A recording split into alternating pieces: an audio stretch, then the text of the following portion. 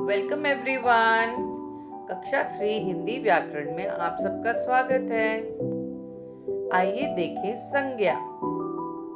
पर कक्षा 3 की संज्ञा को देखने से पहले आप जाके देख के आइए कक्षा 2 की हिंदी व्याकरण की संज्ञा, जिससे कि आप और समझकर फिर हिंदी व्याकरण की कक्षा 3 की संज्ञा को समझ सकेंगे। दिखाएं, चलो आए बढ़ते हैं इसमें। With none other than your streams of dreams.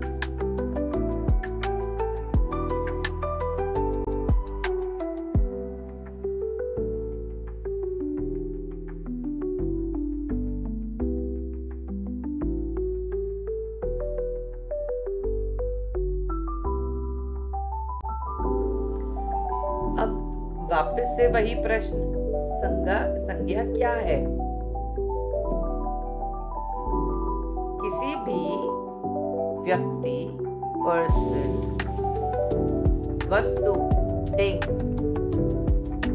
स्थान, प्लेस, प्राणी, एनिमल, भाव, एक्सप्रेशन आदि के नामों को संज्ञा कहते हैं। आदि के नामों को नाउन कहते हैं। अब यहाँ पर हम ग्रेड 2 की संज्ञा देख चुके हैं, ग्रेड 2 का नाउन देख चुके हैं, ग्रेड 3 का नाउन लर्न कर चुके हैं। अब हम आए हैं ग्रेड 3 की संज्ञा को हिंदी में पढ़ने। तो नाउन और संज्ञा दोनों एक ही चीज है, बट वो इंग्लिश ग्रामर में नाउन कहलाता है, हिंदी ग्रामर में संज्ञा कहलाता है। समझ में आया? इसको और समझने के लिए मेरे पास ये एक अभ्यास पत्र है, जिसमें आपको कुछ शब्द दिए हुए हैं और उन शब्दों को आपने अलग अलग लिखना है। अलग अलग कैसे? जो व्यक्ति का नाम है वो व्यक्ति के नाम के नीचे लिखिए। जो स्थान का नाम लगता है आपको, स्थान के नाम के नीचे लिखिए। जो प्राणी का नाम लगता है वो प्राणी के नाम के नीचे लिखिए, और जो वस्तु का नाम लगता है उसे वस्तु के नाम के नीचे लिखिए। मुझे लगता है कुछ नहीं समझ आया। फिर एक और लेते हैं अभ्यास पत्र। ये थोड़ा आसान हो गया हमारे लिए। इसमें हमने क्या किया, हमने आपको चित्र दे दिए। अब आप इसके नाम भरिए। जैसे कि ये 3 चित्र ऊपर के हैं जो कि व्यक्तियों के नाम हैं। 2 में तो आप कोई भी नाम दे सकते हैं। तीसरा एक विशेष नाम है। याद करिए, लिखिए। स्थान के नाम है। एक स्थान बहुत जरूरी विशेष हो गया।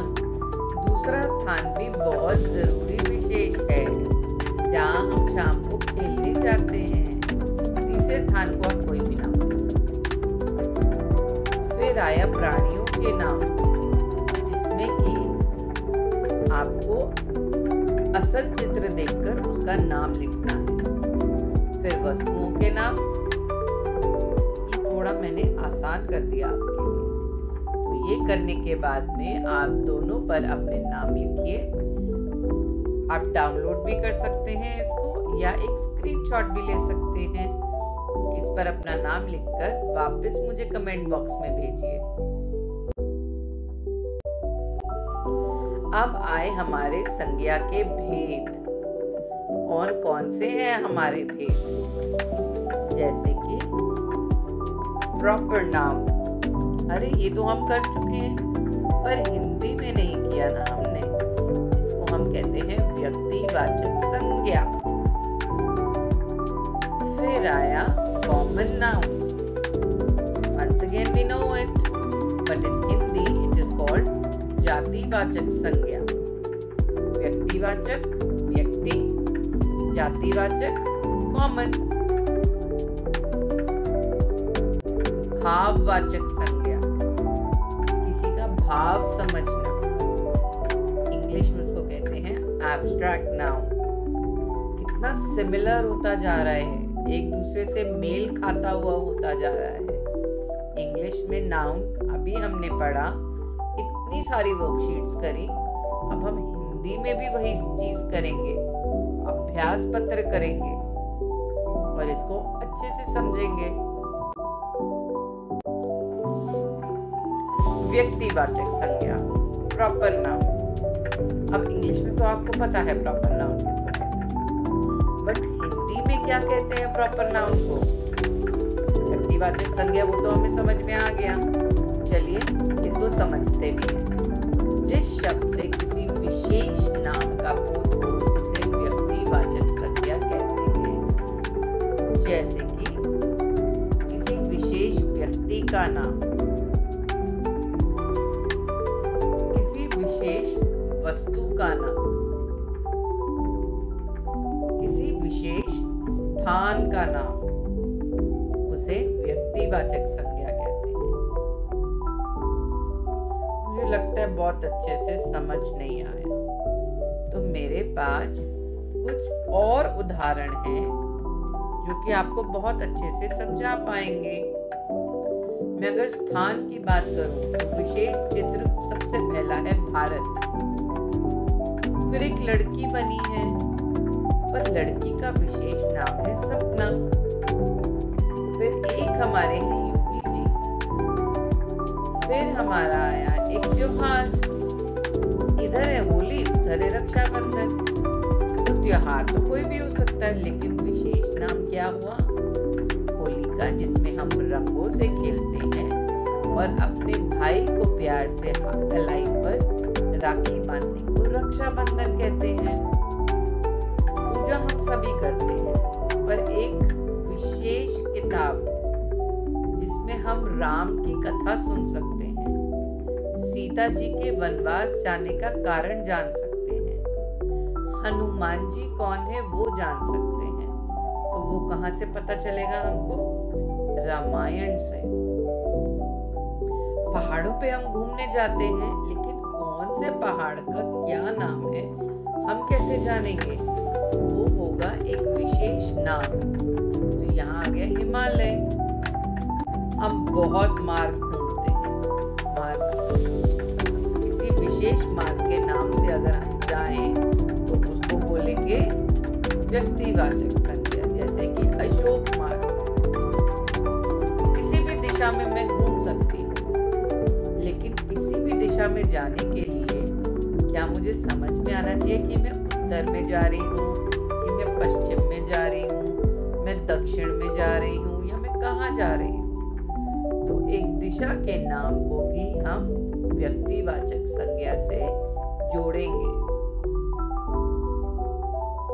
इसको और अच्छे से समझने के लिए मेरे पास एक अभ्यास पत्र है। वाक्य पढ़िए, ऊपर कुछ शब्द दिए गए हैं, जोड़ के देखिए क्या उस वाक्य में फिट होते हैं। इससे आप व्यक्तिवाचक संज्ञा को और अच्छे से समझ के कर पाएंगे। अपना नाम लिखिए, इसको डाउनलोड कीजिए, करके मुझे वापस भेजिए। जातिवाचक संज्ञा। अब जातिवाचक संज्ञा क्या है? That is common noun. जिस शब्दों से किसी जाति के सभी प्राणियों या वस्तुओं का बोध होता हो उसे जातिवाचक संज्ञा कहते हैं।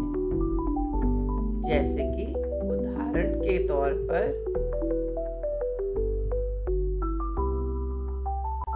घोड़ा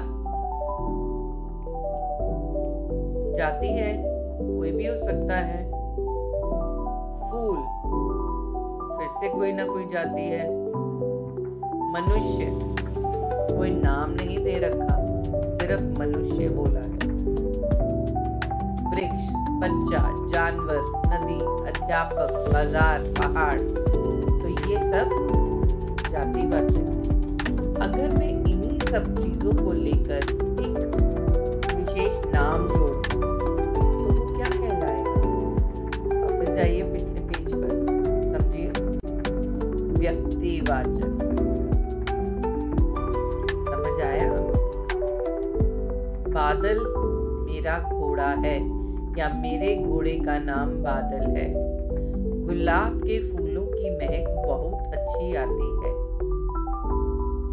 राजा एक मनुष्य है। देवदार एक पेड़ है। मोहन के बच्चे ने खेल खेला।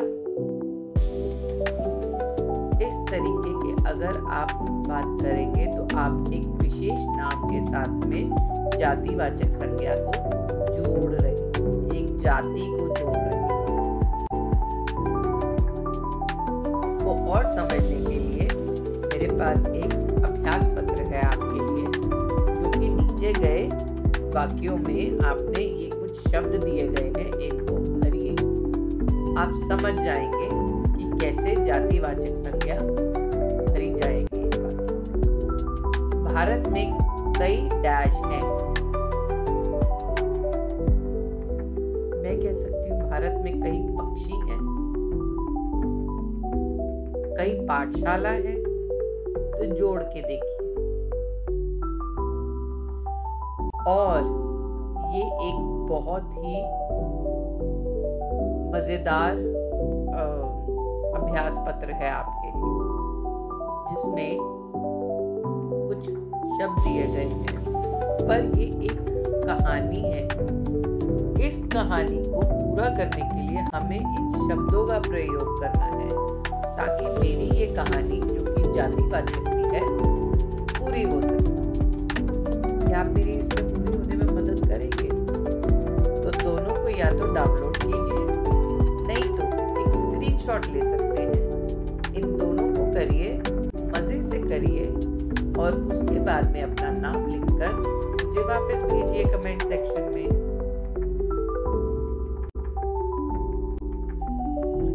भाववाचक संज्ञा। भाव क्या है? Abstract noun. रिकॉल करिए, याद करिए क्या हमने किया था एब्स्ट्रैक्ट नाउन में। वही सेम चीज है भाववाचक संज्ञा में। चलिए पढ़ ही लेते हैं। जिन संज्ञा शब्दों से किसी वस्तु या पदार्थ की अवस्था, दशा या भाव का बोध हो, उसे भाववाचक संज्ञा कहते हैं। इसका उदाहरण देख लेते हैं। मिठास, खट्टास, धर्म, थकावट, जवानी, मोटापा, मित्रता, सुंदरता, बचपन। ये कुछ एक नाम मैंने दिए। कुछ और देखें, जैसे कि चित्र को देखकर आप बता सकते हैं। बूढ़ा व्यक्ति है तो क्या आ गया इस पे? बुढ़ापा। मीठा है तो इसमें क्या होगा? मिठास होगा। गर्मी का मौसम आने वाला है तो गर्मी एक अवस्था भी है और दशा भी है। समझ एक अवस्था है, मैं समझ रही हूँ, आप समझ रहे हैं। ठंड लग रही है तो क्या है? बाहर सर्दी है। ठंड लगना भी भाव है। अब आपकी और मेरी खूब गहरी मित्रता होती जा रही है, फ्रेंडशिप। मैं खुश हूँ या मैं खुशी प्रदान कर रही हूँ, ये भी एक भाव है। और दर्द होना भी एक भाव है। ऐसे बहुत सारी चीजें हैं जिससे आप भाववाचक संज्ञा यानी कि एब्स्ट्रैक्ट नाउन दिखा सकते हैं, बना सकते हैं। फिर से एक अभ्यास पत्र है भाववाचक संज्ञा के लिए, जिसमें आपने रिक्त स्थानों की पूर्ति करनी है। जैसे कि वीर दे रखा है वर्ड, ऊपर है वीरता। मुझे उसकी डैश पर गर्व है।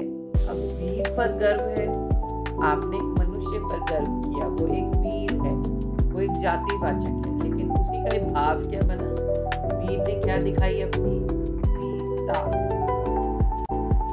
उसका हो गया भाववाचक।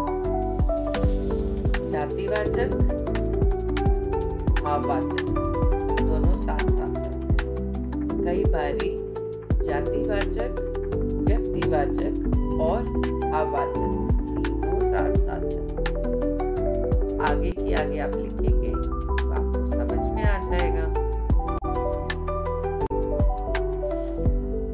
अभी और अभ्यास पत्र आएंगे। कहेंगे ये तो बहुत सारे अभ्यास पत्र हो गए, पर इससे ही हम संज्ञा को और अच्छे से समझ पाएंगे। अब इन चित्रों में वाक्य पूरे करने के लिए खाली स्थान को भरना है। चित्र आपको दे रखे हैं और इन वाक्यों में अब आपको संज्ञा भरनी है जो कि बिल्कुल सही हो, कोई भी हो सकती है,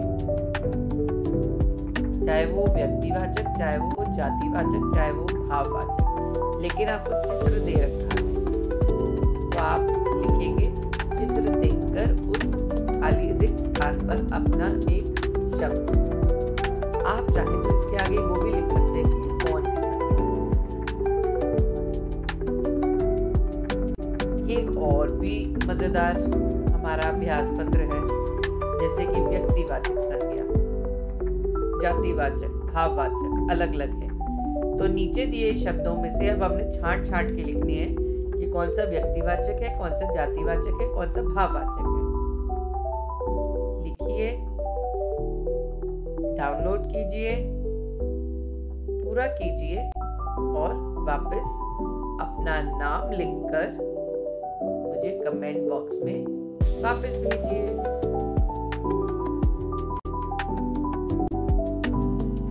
अब इसके बाद एक टास्क शुरू होता है आपका कार्य, अभ्यास कार्य को छोड़कर, जो कि है लाइक, शेयर करें मेरा चैनल, इवन ये वीडियो भी, और कमेंट करें आपको कैसा लगा ये वीडियो, कितना कुछ सीखने को मिला इस वीडियो में। और मैं आपकी प्रतीक्षा कर रही हूँ यहाँ पर कि आप मुझे अपने सारे के सारे वर्कशीट्स एक एक करके या इन सबको इकट्ठा करके एक PDF बना के भी भेज सकते हैं। और बेल आइकन को दबाना नहीं भूलिए एंड सब्सक्राइब कीजिए इस चैनल को, ताकि आपको और वीडियोस की नोटिफिकेशन मिल सके। किसको सब्सक्राइब करना है आपने? स्ट्रीम्स ऑफ ड्रीम्स को। This is what it says, study smarter, not harder. Thank you for watching.